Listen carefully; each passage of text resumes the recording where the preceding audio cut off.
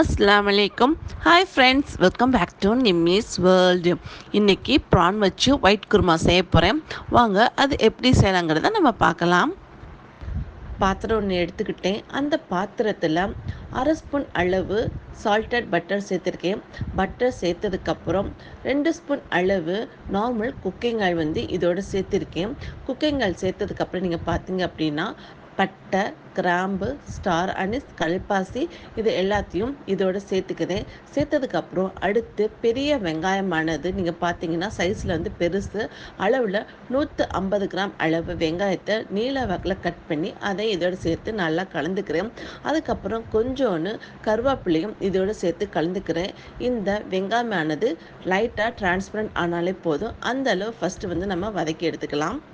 வெங்காயம் டிரான்ஸ்பரண்ட் ஆயிடுச்சு. இந்த சமயத்தில் இஞ்சி பூண்டு சேம் ரேஷியோவில் அரைச்சது 3/4 ஸ்பூன் அளவு இதோட சேர்த்துக்கிறேன். சேர்த்துட்டு அதையும் கலந்துடுறேன். இஞ்சி பூண்டோட பச்சை வாசனை போய் வரணும். அந்த அளவு ஃபஸ்ட்டு வதக்கி எடுத்துக்கலாம். பூண்டோட பச்சை வாசனை போனதுக்கப்புறம் கொத்தமல்லி கொஞ்சோனும், புதினா கொஞ்சோனும், பச்சை மிளகாய் ஆனது 4 சின்ன சின்னதாக கட் பண்ணியிருக்கேன்.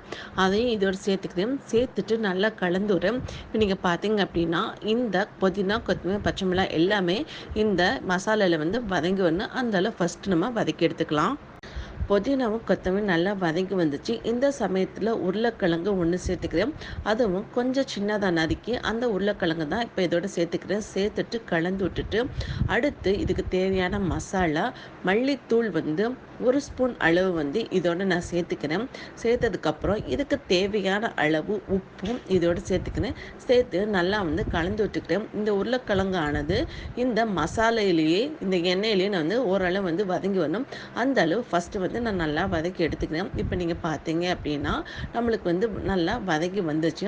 இந்த சமயத்தில் உருளைக்கிழங்கு வேகிறதுக்கு தேவையான அளவு தண்ணி, அதாவது நான் உருளைக்கிழங்குக்கும் சரி குருமாக்கும் தேவையான அளவு தண்ணி இந்த கப்பில் 2 கப் அளவு அப்படின்னு பார்த்தீங்கன்னா 500 ml தண்ணி இதோட சேர்த்துக்கிறேன். சேர்த்துட்டு அதே நல்லா கலந்துட்டுக்கிறேன்.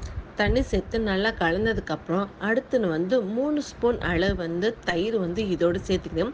சேர்த்துட்டு அதையும் நல்லா கலந்து விட்டுக்கிறேன். கலந்து விட்டுட்டு மூடி போட்டு இதை 5 நிமிஷம் அப்படியே கொதிக்க விட்டுடலாம்.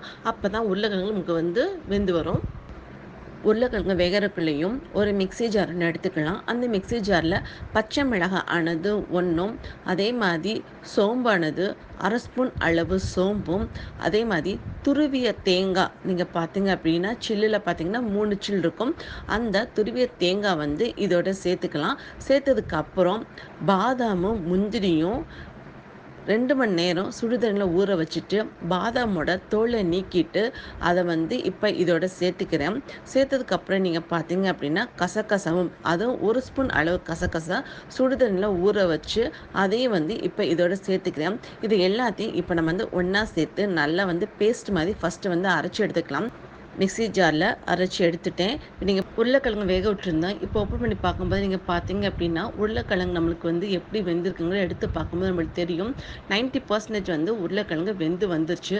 ஒரு மிக்ஸ் கொடுத்துட்டு இப்போ பார்த்தீங்க அப்படின்னா ஒரு கொதியும் வந்துருச்சு. இந்த சமயத்தில் நான் வச்சுருக்க 1/2 கிலோ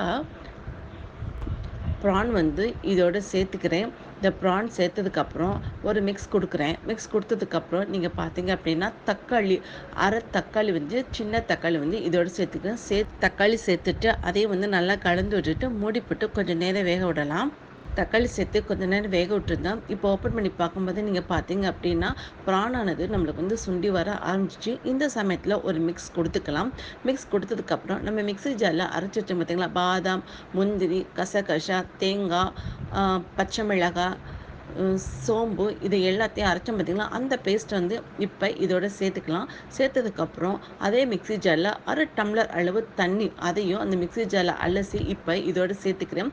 சேர்த்துட்டு ஒரு தடவை நம்ம நல்லா கலந்து விட்டுக்கலாம். நல்லா கலந்ததுக்கப்புறம் நீங்கள் பார்த்தீங்க அப்படின்னா அடுத்து வச்சுருக்க மிளகுத்தூள் இருக்குது பார்த்தீங்களா, அது 1/2 ஸ்பூன் அளவு மிளகுத்தூள் இப்போ இதோட சேர்த்துக்கிறேன். சேர்த்துட்டு அதையும் நல்லா கலந்து விட்டுறேன். கலந்து விட்டு மூடி போட்டு 2 நிமிஷம் மட்டுமே இதை நான் வேக வச்சு எடுத்துக்க போகிறேன்.